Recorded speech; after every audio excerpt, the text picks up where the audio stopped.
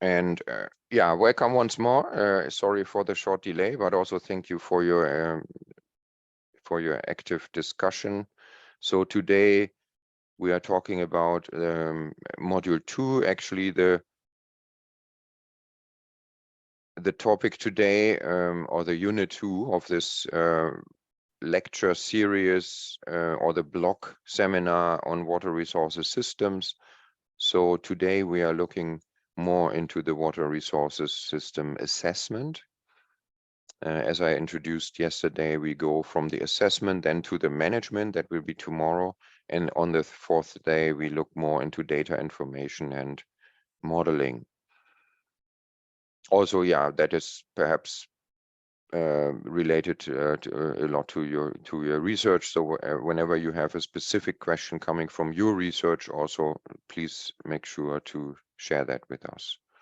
Okay, so the basic idea is that, of course, we only if we know the status of a system and its functioning, then we have the foundation to steer it. Because how can you steer a system? And then, of course, we're here talking about water resource system. That may be the need to manage and optimize water in a city, or in an agricultural system, or watershed again. So we always refer to these basic water resource systems. But for that, we have to understand the elements of the system. We usually differentiate two major parts. Also here, the terminologies may change. It may be biophysical. Some people call it the biophysical parts. That is, of course, the environment, the natural factors like climate, but also the water cycle, but also the technical elements, the physical parts, in particular the infrastructure. And then you have the so-called human system elements, or the human environment. Some people also call it the natural environment and the human environment. There are many forms to describe these different spheres. And of course, you can also differentiate more than two major spheres, but and subdivide it. But of course, it makes sense to summarize the human environment, let's call it, and under that we understand the socio-economics, the economic system, the legal system, the institutional system, and then you also associate with that terms like governance. So that is, the word governance would be similar to steering. To govern is very similar to steer. And so the driver of governing the systems or steering the system comes, of course, from the human parts of the water resource system. But what we are actually managing in a physical sense is influencing the natural water cycle, or using the natural water cycle, and then adding technical water cycles on top of that. And important here is, like we discussed with the analogy with the black box, of course, what is the dynamics here of water availability, going through the different elements of our physical system in terms of space and time. So variability over space and time is perhaps the most general and the most common challenge that we are facing in water resources management. Because if you think about too much water, too little water, or too dirty water, it is usually related to these kind of dynamics of the natural water resources system. And of course, also the technical system have this dynamics. So we are talking about, what we introduced yesterday, the system approach, and then we are now here looking at the water resources systems and the balance. You started yesterday with these examples, and then we go to the challenges actually, and the elements of let's say, of a characterization or baseline study. That will be the topic of today, and also then later the exercise. Yeah, let's perhaps be a bit quick. Again, I don't want to let's say use much more time than 10 o'clock today, so perhaps 10:15 maximum. So let's look at this in a in a very, let's say, simplified form. So if we now look at the process that is behind water resource management, we can actually say we are starting from a current state. And that means the current state is the system that we find today, and you may identify that you are away from the optimum. No? You are, and this you can describe with many different variables. You can say we don't have sufficient coverage of water supply. We have much too high incidence of certain waterborne diseases. You don't have sufficient water supply for either the irrigated or rain-fed system. So that means you are below the optimum also in terms of agricultural production.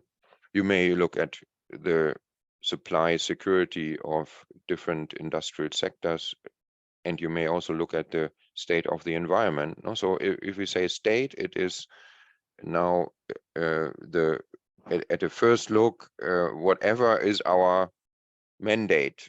So if you are a water manager and you are responsible for water in a city, then it's the state of the urban water resources. If you are a basin manager, it's the whole river basin and the status of the water resources. Or if you're just responsible for one sector, like just flood control, you would just say, okay, what is the current state with flood risk in my study area? So that depends on the mandate that you have. And of course, also, if you now relate that to a research process, like a PhD thesis or master thesis, you have a similar logic behind it. You are also understanding the current state. Often this is then rather the state of the art, and the goal is then a research objective. And the plan would then be the methods that you describe, and the implementation would be doing the research and sharing the results. So that kind of logic you find in all kinds of systems that you manage. And we typically are all day long doing something that we are that we can relate to management. So it's a typical process. But here, of course, I refer to integrated water resource management. So first understanding where you are, and then you have the A here means assessment. Assessment means how far are we away from the optimum, and that is defining then, of course, reaching that optimum or reaching the desired status. These are our goals. And again, now at the global system, we have these goals defined. At least there is an attempt. We call it the Sustainable Development Goals. If we would all agree, I don't know, but it was an attempt of all nations to define joint goals. If you go to a nation, also in each of your countries, you will have certain goals that are formulated typically by the government, hopefully in close participation with all the parts of the population or institutions, representative of important institutions, etc., etc. So you also have national goals for the development of a country. And then, of course, you have in many countries, like in Germany, we have the national water strategy that is then defining the goals for water. And then you can go now to other elements. Again, you would end up talking about a watershed system, an urban water system or agricultural system probably, and then say, okay, now what are the goals for the city X? What are the goals for my irrigation system or my basin? Of course, it is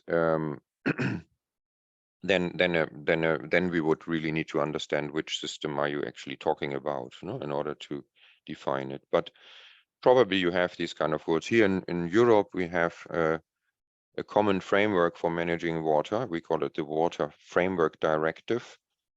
So that is basically defining for each watershed in Europe. It's going through this kind of assessment. We are doing this or we have done it. It was the year 2000 when this framework directive started, and the first 3 years were dedicated to to understand the current state. And within the 3 years of this assessment, the goals were defined, following a participatory approach, etc. So as you see, it is not, it looks here very abstract and very theoretical, but I would say any process of water resources management or planning would follow this kind of logic. Now, once you have identified the goals, then you can say, now, yeah, how can I reach my goals? You have identified the difference between the desired state and the current state, let's say. And then the next question is, what should we actually do? So what should we do in order to reach the goals? And that is what I here call the intervention options. We are looking at possibilities, how we can reach the goals. Usually, and this was my very first example yesterday, when you said, okay, the current state is that the city is frequently flooded. And then I said, okay, following a system analysis, you may identify many different reasons for that. And that means also the interventions that you can think of, either protecting the city with a high wall, let's say, or dike, or creating retention areas within the city, or creating, let's say, a land use change in the upper part of the watershed, or whatever you may think, or just deepening the channel so that the water is flowing off faster and not flooding but draining to the downstream area. There would be many different interventions. Even if you decide to build a dike, there could be different options, where to put it, how high to put it. It's a question at the end of investment or of costs and effectiveness or cost efficiency considerations. That means we have to identify options and have ways to find the best intervention, the best measure, actually. So that would be the step that I describe here as intervention options, leading to a plan.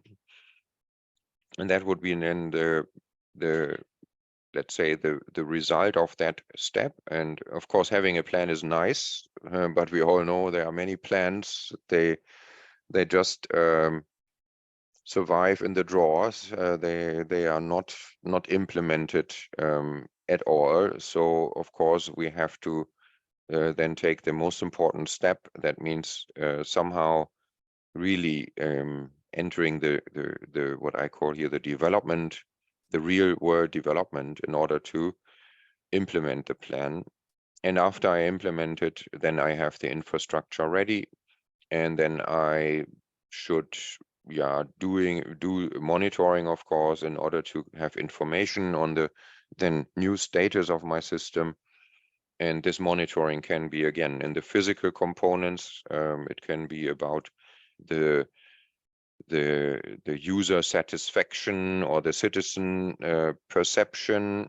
It can be about economic indicators, financial indicators, or it can be about health indicators. It can be about water security indicators, etc., etc. So, and that is, of course, now determined by our, again, the goals. What are we going to measure, really? But we need to measure in order to improve our overall management.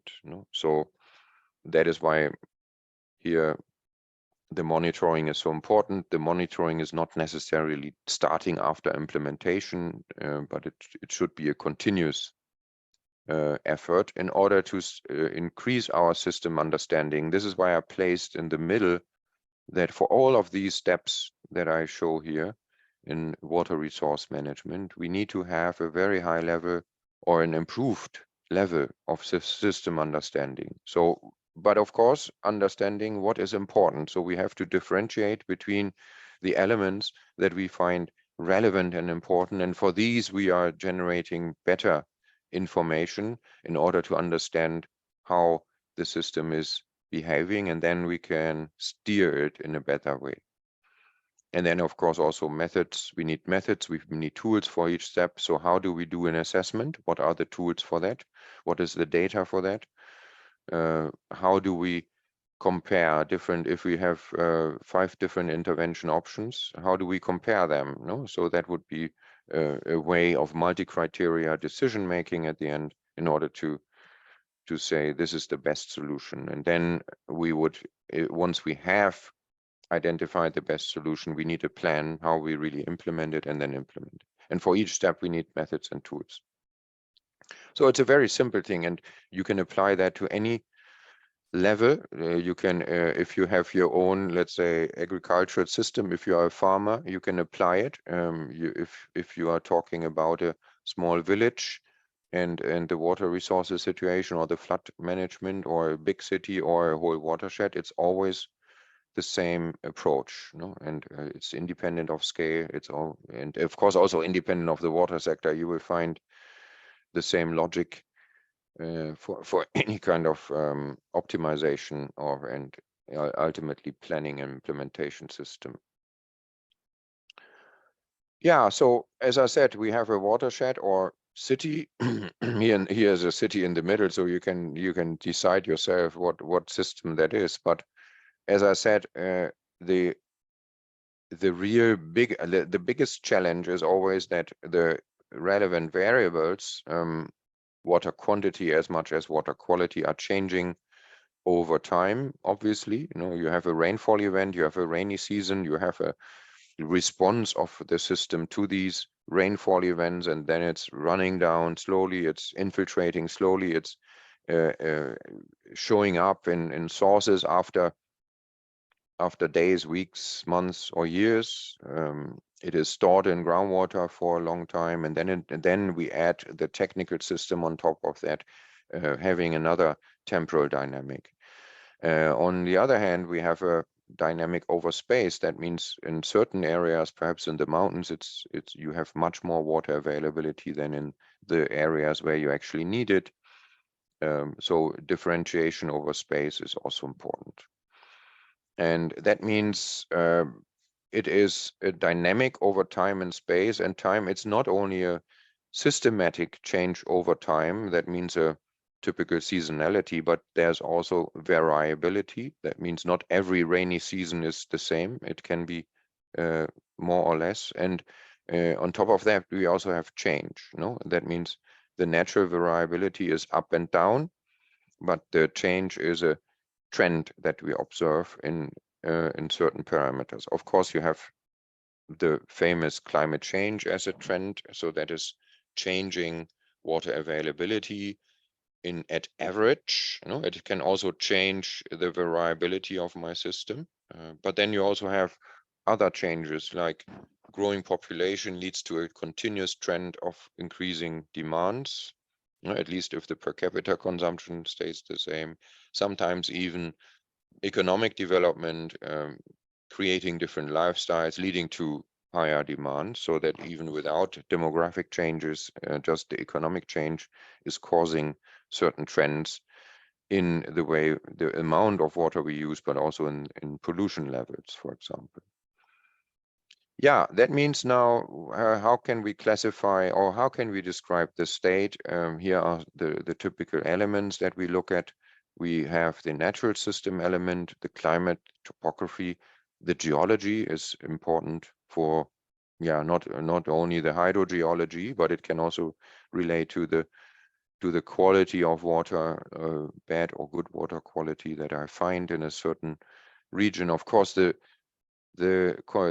characteristics of the soils are not only important for agriculture, where it is the main factor determining the suitability for certain plants to grow, and also the amount of water that I can store, but it's also important, of course, to understand the soil in any hydrological process. So the soil, the hydrologists typically say that the soils are the most important component in the system, determining the rainfall runoff relationship, because how much water is infiltrating into the soil, how much is staying there and then released slowly to the groundwater, or through the so-called interflow, that is a component of the hydrological system that is running down the slope but within the soil, or close to the surface of the soil. So this these kind of elements are of crucial importance. And then on top of that, you have fauna and flora, you have vegetation, you have all the let's say what is characterizing the living part of an ecosystem.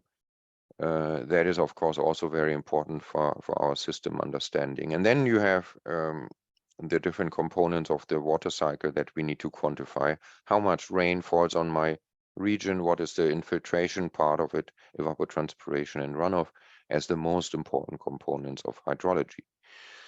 And then we have interacting with that natural water cycle and the natural systems. As you see here, it is more than the water cycle. On the right, the precipitation, infiltration, and so this is the actual description of the water cycle, but we need to know much more in order to understand our system.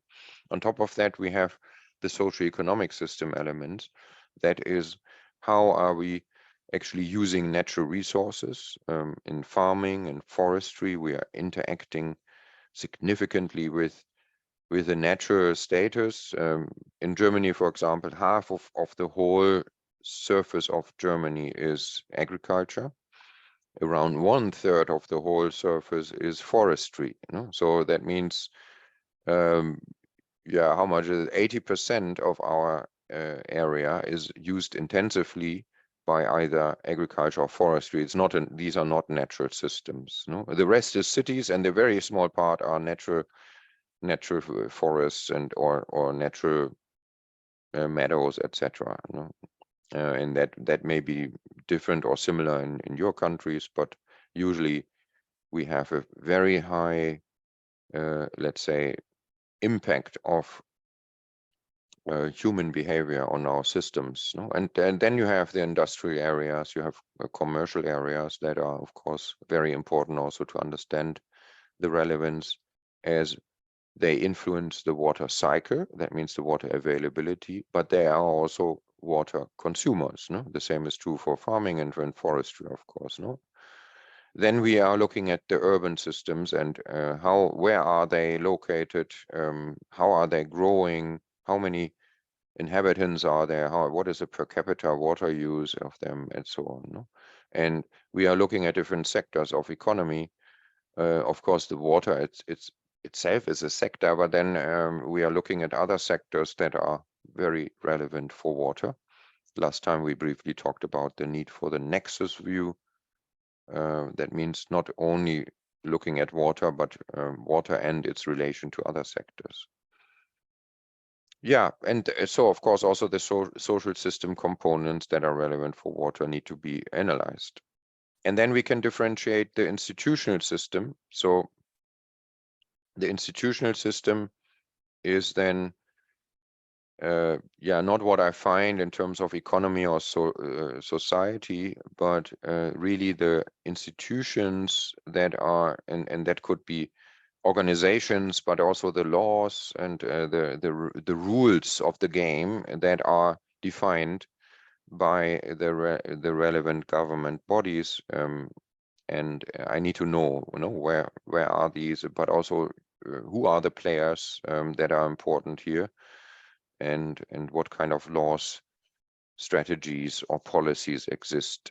That is quite important. And last but not least, I'm having a whole infrastructure system in my system, let's say in the next to the natural, the social components and the institutional system, I have an infrastructure system.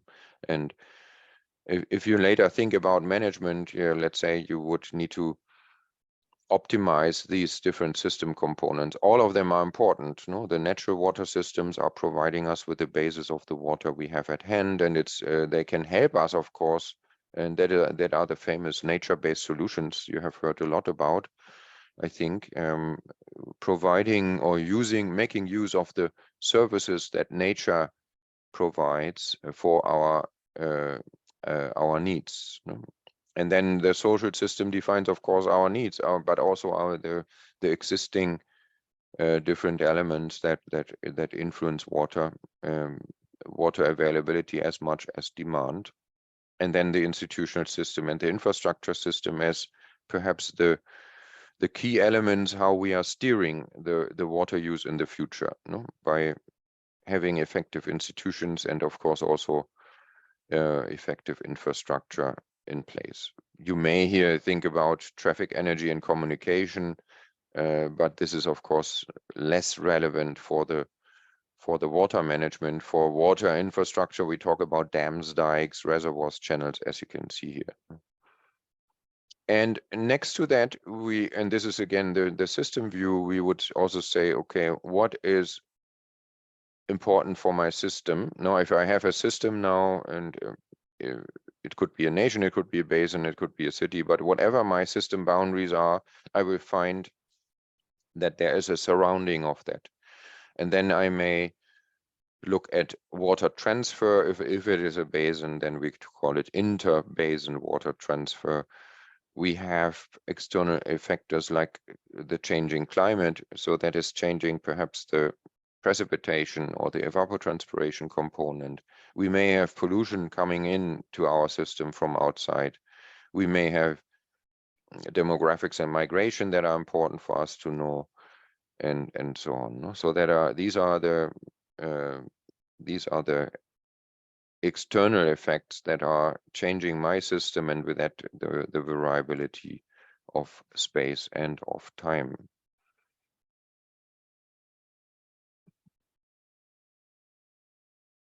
Okay. Now, yeah, different scales. I think this is, sorry, I need to hide my controls so I can see my screen.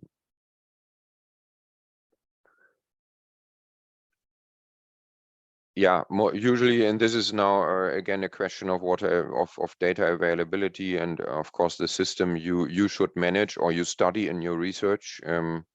But often we have national data available. It's often a big challenge to for example, have data available at the basin scale, or it is difficult to find data on a municipal scale. No, so that is usually it's of course a fact that the spatial scales are sometimes different in terms of data availability versus the need for management practices.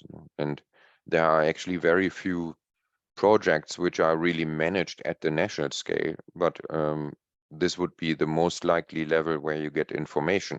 So, but most implementations, if you think about the cycle from describing the status, going to the plan, and then implementation, most of the implementations need to happen at the local level. No, if you think about water supply, sanitation, if you think about irrigation, it is or even flood control, it's usually happening at the local scale. So that's the prime intervention scale. So, but people love to talk about the global scale, about global issues, and then the national scale, and that is often where most of the resources are available, etc., etc. So that is a big of a discrepancy here. But okay, as I said, let's be a little bit faster. So now, if we assess the system, then you can call whatever you describe about the current status. You can say this is is described through variables. No, now that is a neutral term. No, anything that varies can be a variable. No, it can be the precipitation is a variable, water level is a groundwater level is a variable, E. coli count is a variable, etc., etc. No, but some of them we may look at in a special way because they are telling us something, or we consider them as very important. No, you may then say, I'm choosing this as an indicator. No?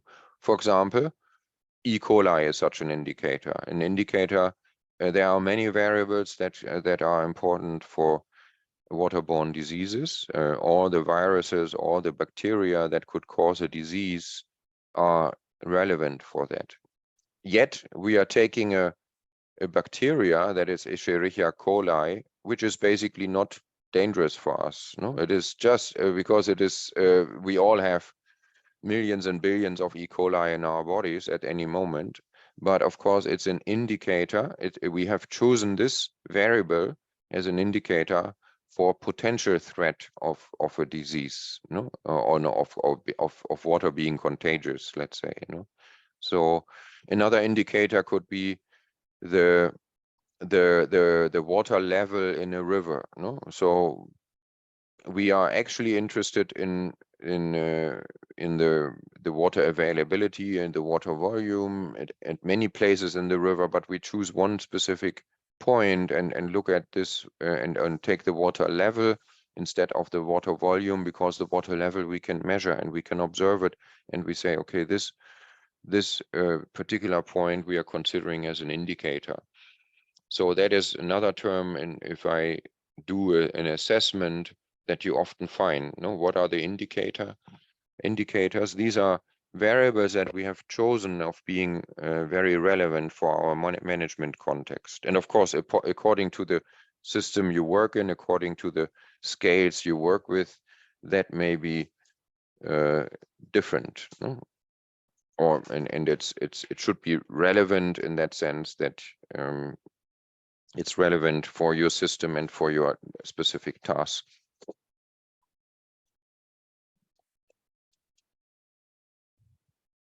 And then we have another term here that I call the target, no? So now once we have identified, for example, that, for example, Escherichia coli is an indicator, then I want to have, let's say, the target would then relate in the graphic I showed in the beginning, it would relate to our goals, no? That means we are saying at the moment the status of the variable and our indicator Escherichia coli is that in 1,000 household, or of 1,000 households, 900 have a level that is above a certain limit that I define, no? So 900 out of 1,000 have this kind of unsatisfactory water quality in terms of the indicator E. coli. And so the target, but the target is to have a maximum 10 out of 1,000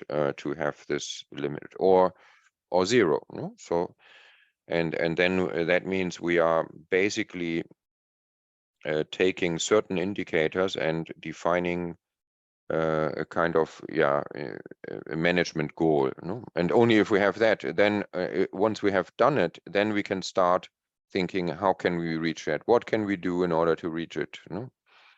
So that's important. So if you think about your system, here again, the basin boundary somehow indicated the agricultural subsystem, the urban subsystem, and with all the external factors, and now you are zooming in, for example, to the irrigation system, then we could say, okay, what are variables, no? How much water is released to the system from the reservoir? Perhaps the temperature could be a variable, the air temperature at the end, defining also how much crop water demands I have, etc. And then how much water is actually applied to the field, and so on. Of course, you could have endless number of variables, no? You can measure whatever you like, no? You can measure the soil structure in each square meter, or you can measure the humidity, you can measure anything you like, you can measure the quality of the grains that you harvest, etc., etc. No? So there are endless variables, and I may say, yeah, what are now important indicators for me?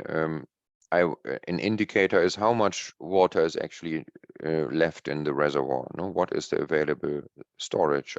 Another indicator could be the field efficiency. That means the efficiency of water use at the field level, no? How much goes in and how much of that water is actually consumed by the plants. And another indicator for me may be the crop yield, because crop yield is something very important for the farmer as much as for the overall economy, you know? So these could be indicators in my irrigation system. And then I can define targets. For example, the field efficiency should be minimum X%, no? I can define it, no? Now, I deliberately didn't put here a number, no? There is no general way how the field efficiency should be. if you, let's say, have a high water scarcity, then of course you want to achieve as high field efficiency as possible. If water is not that scarce, you may be satisfied with a lower field efficiency, or it could be if it's I put here this arrow of the, and also the color here is red, that means it's indicating pollution. So I may not only look at the water quantity, I may see, okay, the water draining from my irrigation system should have a maximum nitrate level, because if it is above that limit value, I'm fearing to have negative impacts on the downstream users or downstream ecosystems. So that's an example of variable indicator and targets. Yeah, more complex it is if we have upstream downstream relationships and you have different users. So then you would need to have a, let's say, optimization of different and multiple users. Obviously, that is adding complexity to the system. If you have a boundary in between, especially if it is a national boundary, but also for provincial boundaries, could mean a big additional challenge, because all of a sudden you are talking here about two management systems, but they are embedded in the same natural technical system. A river basin is, of course, not respecting boundaries. Water is flowing from A to B, and it has a certain history of flowing from A to B, and B perhaps is not happy if the quantity or the quality of the water is changing. So then it is a typical setup where your assessment and the selection of indicators and also targets is much more complex, because you are involving two nations, or if it is provinces, then at least two different governments.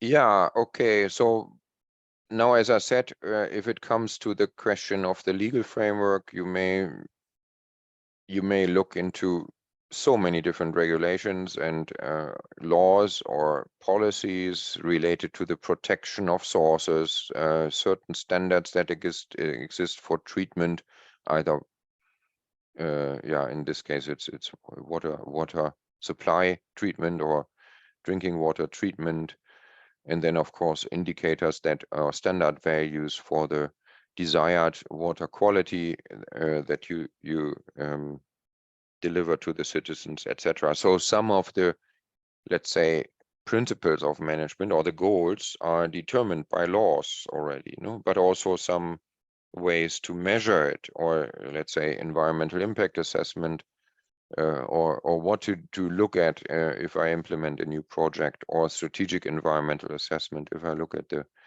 assessment of policies and programs, for example. So that is, and then, okay, for all system elements, you may have different institutions, but of course also different legal frameworks. Looking at the institutions, you may think about, the ministries typically are the ones ruling the certain sector, but of course there may be a different composition in each country. In some countries you have a Ministry of Water and Irrigation, for example. In others you have a separate Ministry for Water, a separate Ministry for Irrigation, then Irrigation and Agriculture is joined. But of course it is obvious that ministries of public work, health, environment, agriculture, energy, they all have a very high relevance for the water sector. It's unlikely that you have one ministry for water and all the issues, all the challenges that are related with the water cycle are addressed by this one ministry. Very unlikely. And this is also why there is no, for example, there's no UN organization for water. Even though we just had the UN Water Conference in New York, which is an event, but it's who is organizing it? It's not. There is not one UN institution on water. It's difficult because you have the FAO, of course, very important. It's the #1 water user, agriculture. You have the WHO for anything related to water and health. of course, you have the WMO, the World Meteorological Organization, related to hydrology and the water cycle. You have UNESCO if it comes to let's say capacity development, if it comes to science on water, and yeah, you can you have the UNEP, United Nations Environmental Program, very important for anything related to water and ecosystems. And you also see that if you see who's the custodian for which SDG, then also at the global level you see there are many institutions responsible for it. So be aware of that, depending on, again, your system and your topic. Different institutions are responsible. Of course, not only ministries, also here in yellow, sometimes provincial or municipal institutions, or even private institutions that are managing water to some extent. And if we now go to the economic framework, again, there are many aspects that determine the water economics.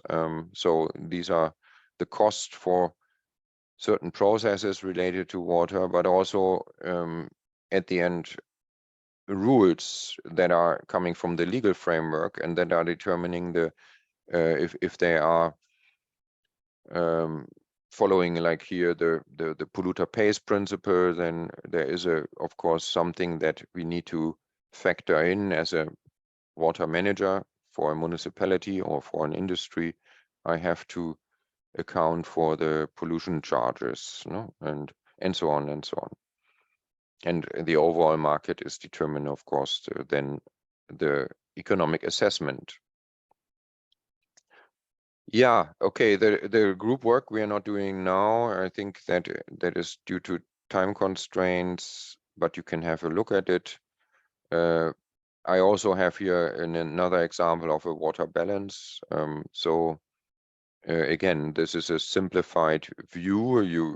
If you really want to go into detail on certain processes, you will study that and see, okay, how is the rainfall behaving once it's hitting the soil, infiltration, soil moisture, groundwater, and how is it running off? So you can zoom in and have more details. But in general, and that is now the something you have done yesterday, I think, we have this water balance. Always keep in mind that it is a very easy equation, but it's very difficult to measure, because putting numbers to it will ultimately come to the same challenge I mentioned in the beginning, that we have a high dynamic over space and time.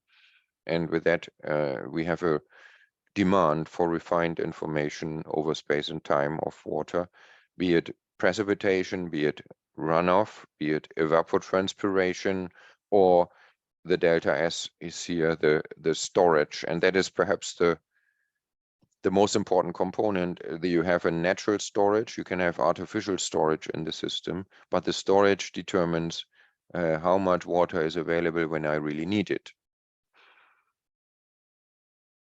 Yeah, okay, availability, and that may be, again, here in this figure, this is a figure that that is describing perhaps the typical dilemma I find. So you may have the blue curve here is just an example, no? So it you may create such a curve for your system, no? But let's say the blue water availability, or the renewable water availability, water that I really can use, no? After abstracting other demands that we typically call the environmental flow requirements, that's the water that should stay in the system. No, a certain amount should stay in the system, and then still I have an amount that I can use in a safe way. No, let's call this water availability. What you see here is, and that is very typical, you have an up and down. That could be the typical seasonal pattern. But then all of a sudden there could be one season with less water availability. So that means you also have a variability. You don't have exactly the same amount of water available every year. And the other figure here is showing your demand. And now I'm not so good in describing the colors. Perhaps the brownish color here on top is the agricultural demand. This reddish color here is the urban demand. Okay, then here already they have now done it differently. They mention environmental demand as a demand. As I said, nowadays it's typically abstracted before we even consider water availability from the total water availability. But this is it's a different approach, no? And then primary demand, that may refer to certain demands that are defined by other users than the ones that I have mentioned here. And the sum of all that is now the curve I see here. And sometimes the demand is lower than the availability. In these times, we don't have a problem. But if the demand is higher than the availability, it means here we need to interfere, or we need to manage the system through storage, no? Some kind of storage. Now, the storage, where can that happen? It is typically done in a reservoir, but it can also happen in the soil. It can also happen in the groundwater.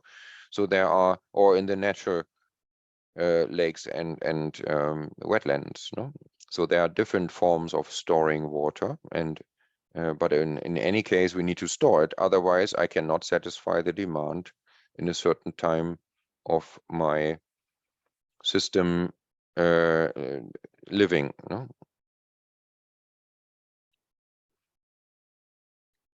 Yeah, okay. So, and then, this is the exercise. Please have a look at that. I will just present it here, but not going to solve it together with you. That would now require you have a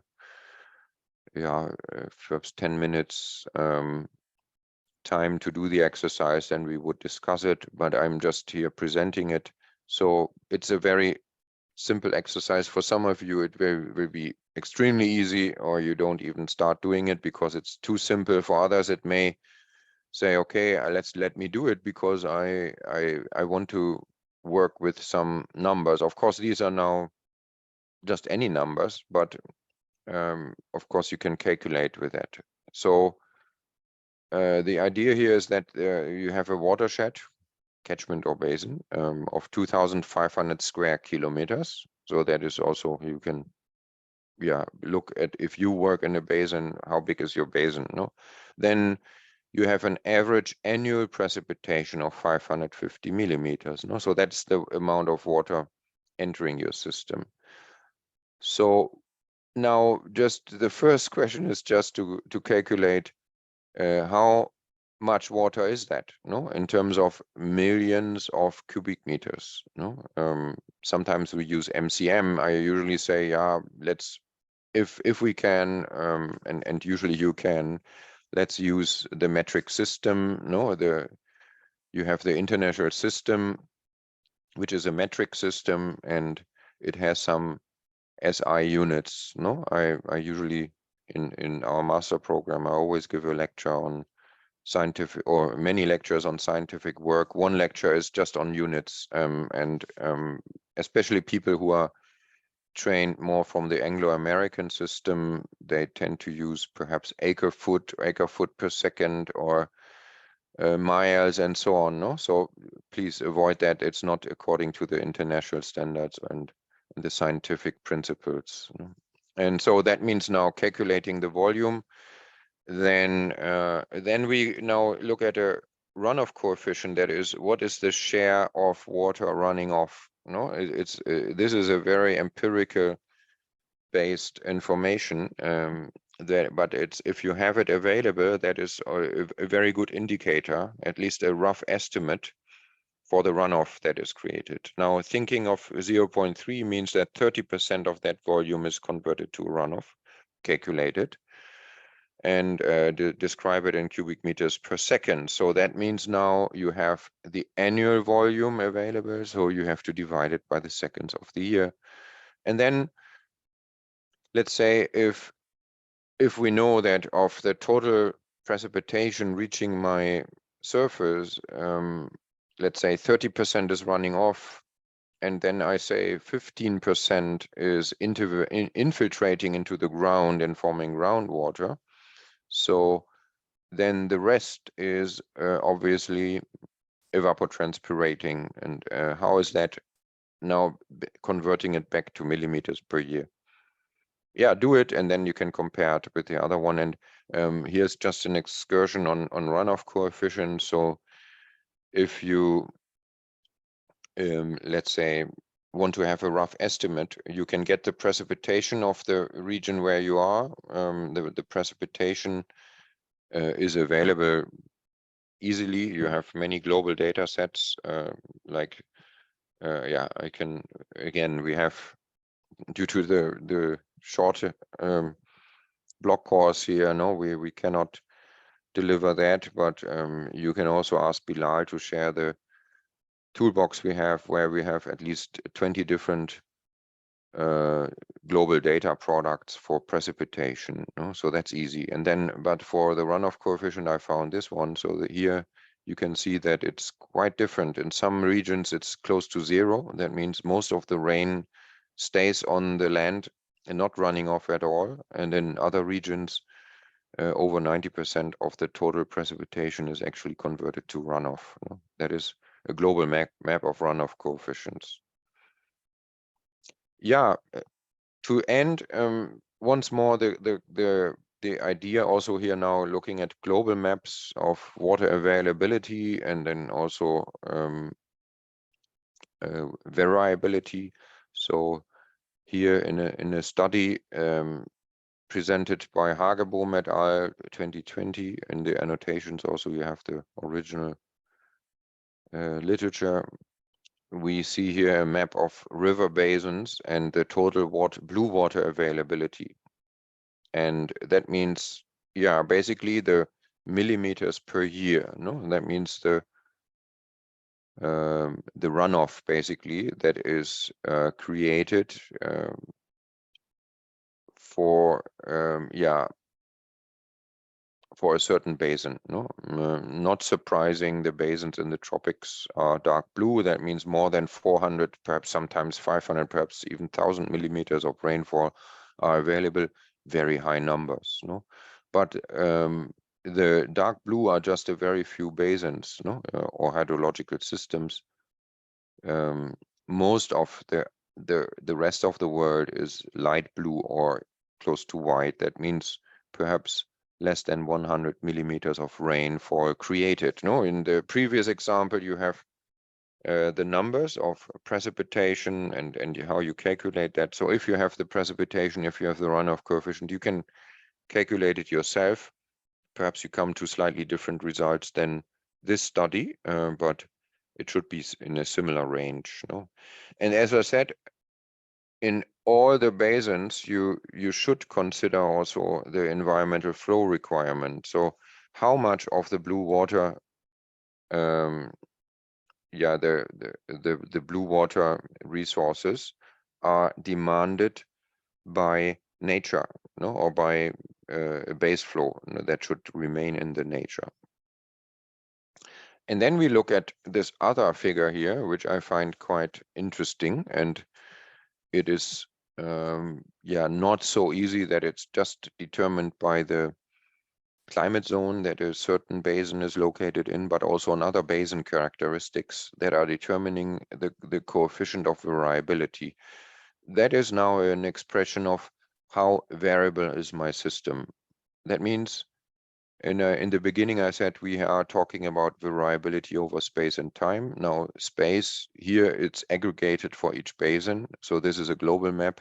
You only have one datum per basin here. Now, the variability over space would be another topic we should address here. That means in some parts of the basins, there's more water available than in others, obviously. No, that is what we cannot discuss here. But the coefficient of variability here says for the upper figure, it is the intra-annual. No, that means within a year. That means typically the seasonality.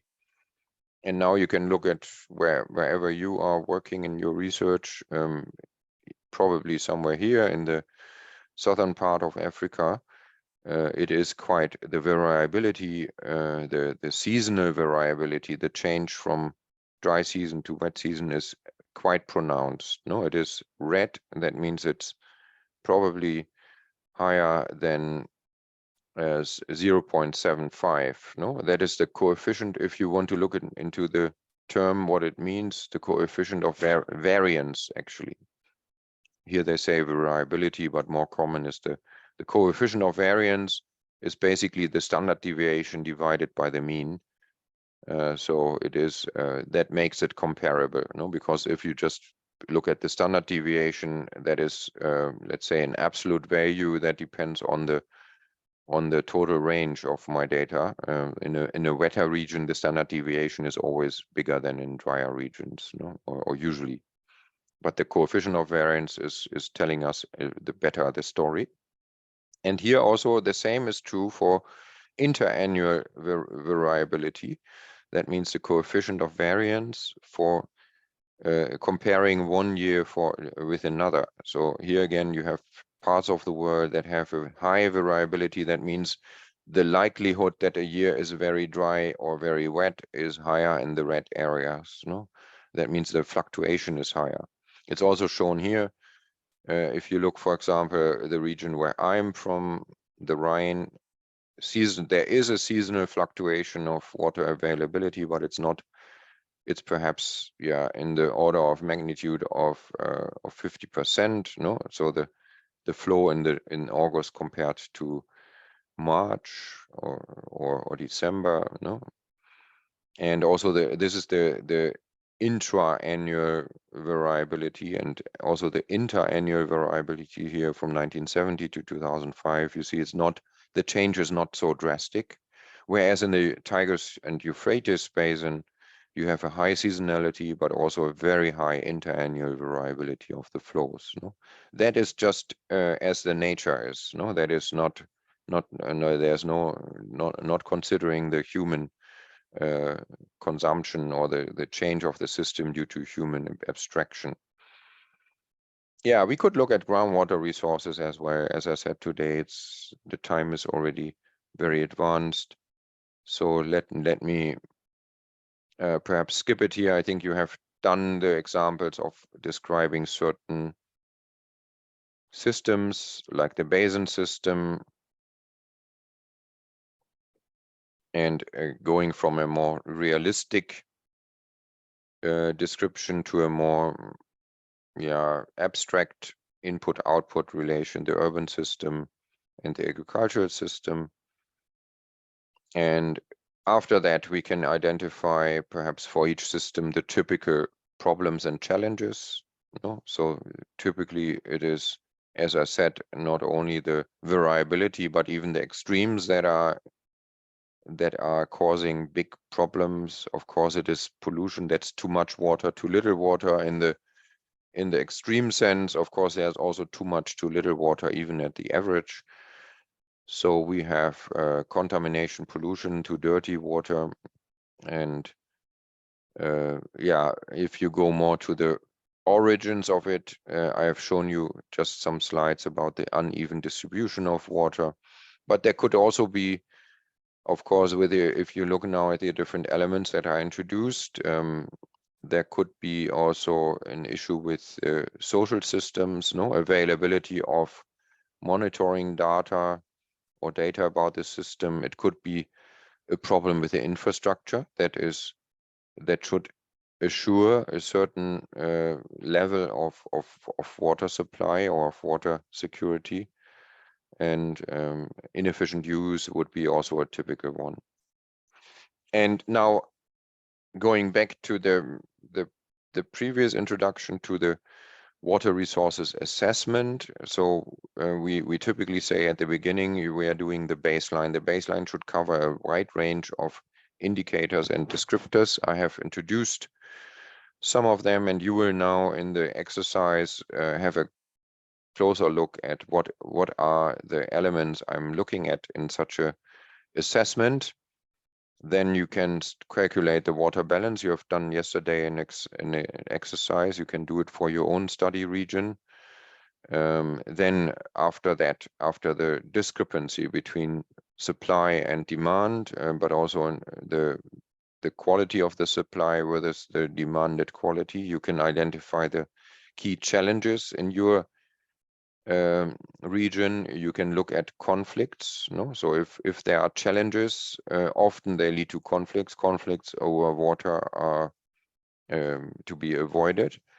But first of all, you have to understand them and to describe them, and ultimately you can then start developing the suggestions on how to improve the situation. No, that means interventions and measures, as I've shown in the figure in the beginning. So that would be the typical process. So tomorrow we would start from here, saying, okay, what are typical measures and interventions, or how can we manage water resources adequately? And here on the left is a figure that we can perhaps take as a proxy for our goals. No, if you remember, after describing the status, we are we should define the goal. That is, where do we want to be in the future with our water resource system? And typically we are describing that as a state of high water security. No? And this is now according to the definition of or UN Water. UN Water, as I said, is not an institution. It's a group of institutions consisting of FAO, WMO, FAO, WHO, WMO, etc., UNESCO, defining water security in a way that it has 4 major components. No, one component relates to water security for people. So it's about drinking water and human well-being. The other component is talking about ecosystems, water ecosystems, and how they are supported. Then we have a section talking about the resilience of the system in terms of water-related hazards, mainly floods and droughts. And we have a component of water security related to all economic activities, including agriculture, but also all industries, etc. So this is, I think, and then you have the framework conditions that are important in order to reach water security. So that is more or less the idea of this lecture. And look at the group work, and after a short break now, Bilal, Mirna, I think mainly Bilal today, no? Bilal and Samar, perhaps, who is there for the exercise? Yeah, I'm here as well. Oh, you are there. Okay, fine, great. Yeah, let me stop my presentation. So, part 2, water resources systems, is about assessment. That is what we have just looked at. And now with Bilal, Mirna, and Samar, you will look into the process of, the baseline assessment. Again, you would do it in a slightly different way for a watershed system, for urban system, or for an agricultural system, as the systems are different, as different indicators are relevant in all these systems, but the overall categories of indicators, or let's say, first of all, variables you would look at, is the same.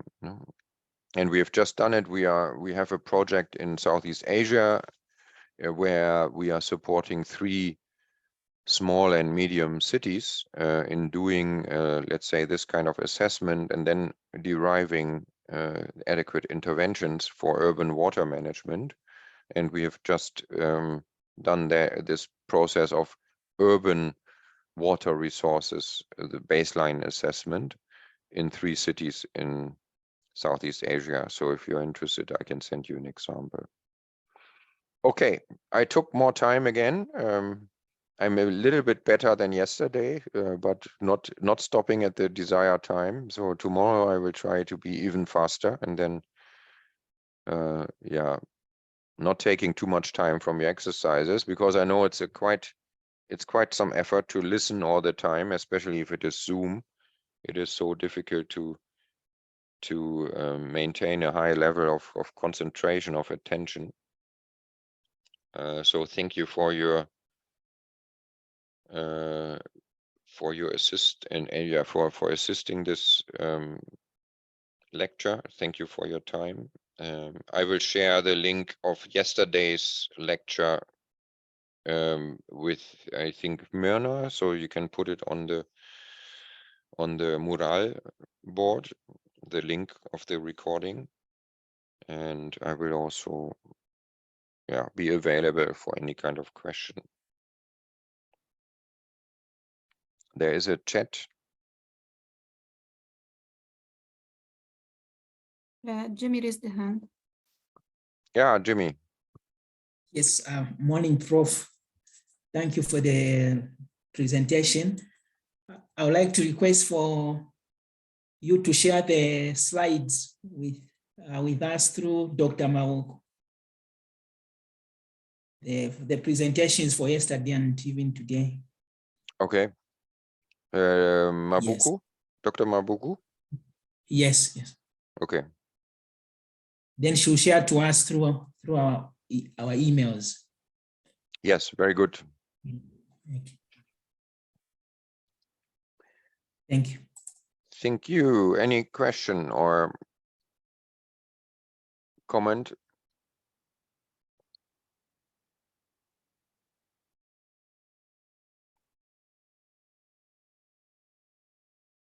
Yeah, so step 1 for water resource management is water resource assessment. So I have shown you what is important to look at.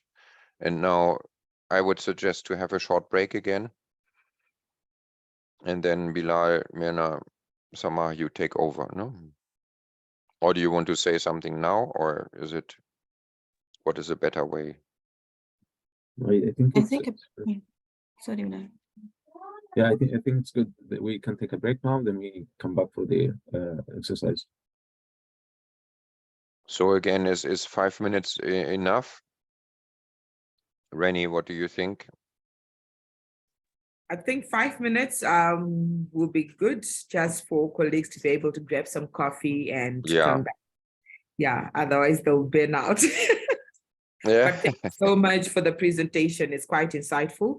And with your permission, we usually also upload the recordings of our discussions on the on our website, the SGSP. So we would need your consent before we upload any of those recordings. So if you're quite happy with that, we'll put it as part of the on the SGSP website.